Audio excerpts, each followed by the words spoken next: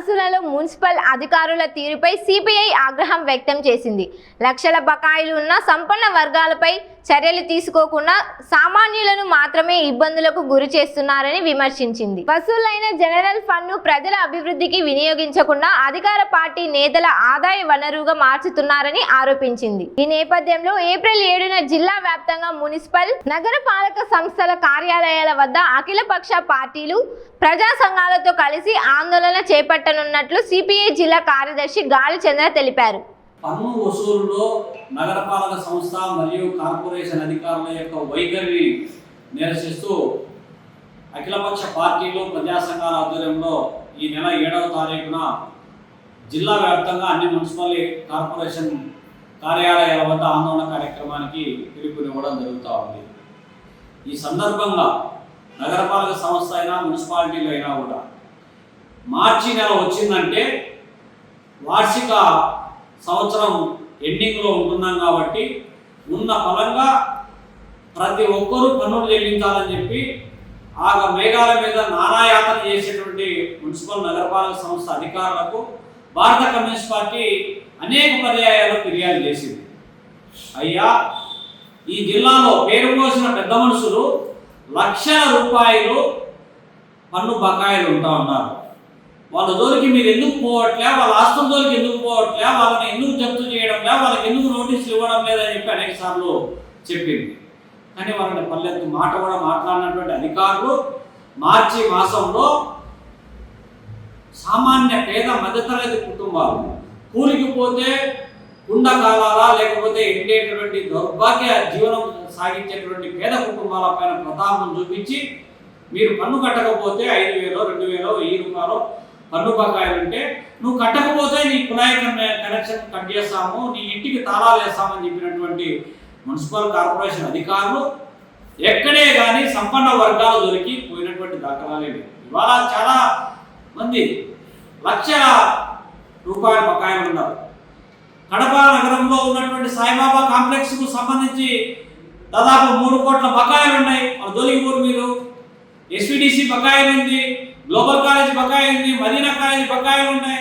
ఇట్లా చెప్పుకుంటే పేరు మోసిన పెద్ద మనుషుల ఇన్స్టిట్యూషన్స్ కావచ్చు, వ్యాపార సముదాయాలు కావచ్చు, ఎన్జిఓస్ కాంప్లెక్స్లు కావచ్చు, రెవెన్యూ క్వార్టర్స్ కావచ్చు, రైల్వే క్వార్టర్స్ కావచ్చు, ఇట్లాంటి ప్రభుత్వ కార్యాలయాలకు సంబంధించినటువంటి కూడా లక్షల రూపాయల బకాయిలు ఉంటా ఉన్నాయి. కానీ వాటి జోలికి పోవట్లే. పైగా ప్రభుత్వం నుంచి రావాల్సినటువంటి అమృత్ స్కీమ్ నుంచి రావాల్సినటువంటిది, లేకపోతే బీపీఎస్ నుంచి రావాల్సినటువంటిది, లేకపోతే మ్యూటేషన్కు సంబంధించినటువంటి, లేకపోతే డాక్యుమెంటేషన్కు సంబంధించినటువంటి స్టాంప్ డ్యూటీ ట్యాక్స్ ఏదైతే లోకల్ బాడీస్కు రావాలో వాటికి కోట్ల రూపాయల బకాయిలు ఉంటా ఉన్నాయి. వాటిని మాత్రం పట్టించుకోకుండా కేవలము పేద ప్రజలను, సామాన్య మధ్యతరగతి కుటుంబాలను పిండి చేసి వసూలు చేసేటువంటి అధికారులు ఇంత ఒత్తిడి చేసి వసూలు చేసిన డబ్బులు జనరల్ ఫండ్ ఏమైనా జనం కోసం ఖర్చు పెడుతున్నారంటే అది కూడా లేదు. ఆ వచ్చే డబ్బులు ఇవాళ పాలకవర్గం సమయం అయిపోయింది కాబట్టి ఇవాళ అధికార పార్టీ నేతలు కార్పొరేషన్లలో, మున్సిపాలిటీలలో వాళ్ళ మనుషులను పెట్టి ఎక్కడెక్కడ నిధులు ఉన్నాయి, ఎక్కడెక్కడ ఆదాయం ఉంది అని చెప్పి ఒక నిఘా విభాగాన్ని అనధికారికంగా స్థానిక సంస్థలో ఏర్పాటు చేసి ఆ డబ్బులను ఇవాళ అధికార పార్టీ నేతల జోబులు నింపడానికి, ఆదాయ వనరుగా మార్చుకోవడానికి అన్ని విధాల ప్రయత్నం సాగిస్తూ ఉన్నారు.